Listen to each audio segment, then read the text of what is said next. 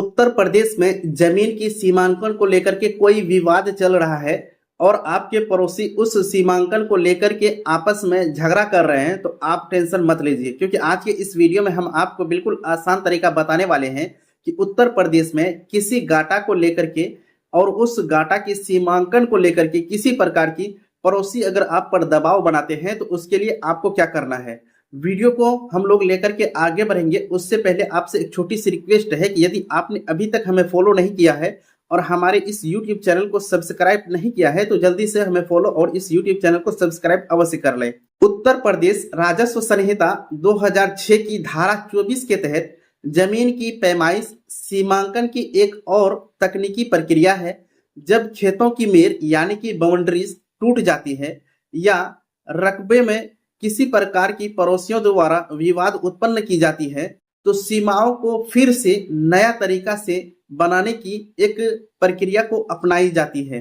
और आपको यहाँ पे समझना होगा कि जमीन विवाद को सुलझाने के लिए यह प्रक्रिया बहुत ही अहम रहती है। वह प्रक्रिया क्या है, उससे पहले आप इस वीडियो का लिंक अपने दोस्तों और परिवारों के साथ ज़्यादा से ज़्यादा शेयर करिएगा। देखिए, सबसे पहली प्रक्रिया यह होती है कि आपको आवेदन दाखिल करना होता है एसडीएम न्यायालय में। आवेदक को उप जिला अधिकारी यानी कि एसडीएम के न्यायालय में धारा 24 के तहत मतलब जो है एक केस दायर करना होता है। इसके साथ में जो लगने वाले आवश्यक दस्तावेज है, एक खतौनी का नकल होता है, दूसरा सजरा यानी कि नक्शा, उसके बाद सीमांकन शुल्क जो है वो लगता है। सामान्यतः सीमांकन शुल्क की बात करें तो 1000 प्रति गाटा के रूप से लगता है। और जाकर के आपको बता दें कि वर्तमान में यह प्रक्रिया जो है परिषद के पोर्टल के माध्यम से ऑनलाइन भी शुरू की जा चुकी है। इस तरह से आप अपना प्लॉट का सीमांकन के लिए आवेदन करेंगे। उसके बाद जो है एसडीएम राजस्व टीम को आदेश देता है और नोटिस जारी करने के लिए कहता है। साथ ही साथ सभी संबंधित काश्तकारों को सूचना दी जाती है जो आसपास के बगल में है। एसडीएम आवेदन का संज्ञान लेकर तहसीलदार के माध्यम से राजस्व निरीक्षक यानी कि कानून गो को पैमाइश का आदेश जारी करता है। पैमाइश की तारीख तय होने पर विवादित गाटे से जुड़े सभी पड़ोसियों को नोटिस जारी कर दिया जाता है ताकि नापी के समय सभी पक्ष वहां पे मौजूद हो। मौके पर पैमाइश यानी कि फील्ड मेजरमेंट की जाती है। इसमें कुछ मुख्य बिंदु है जिसे सहेद्दा के आधार पर की जाती है। सहेद्दा होता है 3 सीम मतलब जो है 3 सीमा एक जगह के आकर के मिलती है, यानी कि तिमेरा अगर हम बात करें तो प्लॉट की। आपको जो टाइम दिया जाता है उस तिथि पर कानून गो और लेखपाल मौके पर आपके गाटा के पास आपके यहाँ जाता है, गाटा पर जाता है। तकनीकी दृष्टि से पैमाइश कभी भी अंदाजे से नहीं की जाती है। यह जो है हमेशा किसी अस्थाई बिंदु जैसे सेहद्दा से हो गया, चंदा से हो गया या फिर कोई पुराना पक्का कुआं जो है वहां से इसकी शुरुआत की जाती है।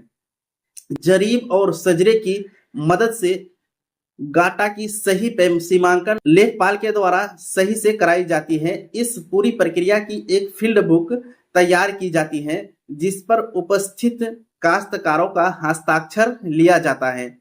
इस तरह से आप आवेदन करेंगे और मतलब जो है एसडीएम की तरफ से यह प्रक्रिया अपनाई जाती है। उसके बाद रिपोर्ट प्रस्तुत करना होता है एसडीएम न्यायालय में वापसी। जमीन कार्यवाही पूरी होने के बाद राजस्व निरीक्षक अपनी सीमांकन रिपोर्ट, फील्ड बुक और नजरी नक्शा तैयार करके एसडीएम न्यायालय में वापस कर देते हैं। जैसे ही वापस करते हैं तो उसके लिए कुछ समय दिया जाता है।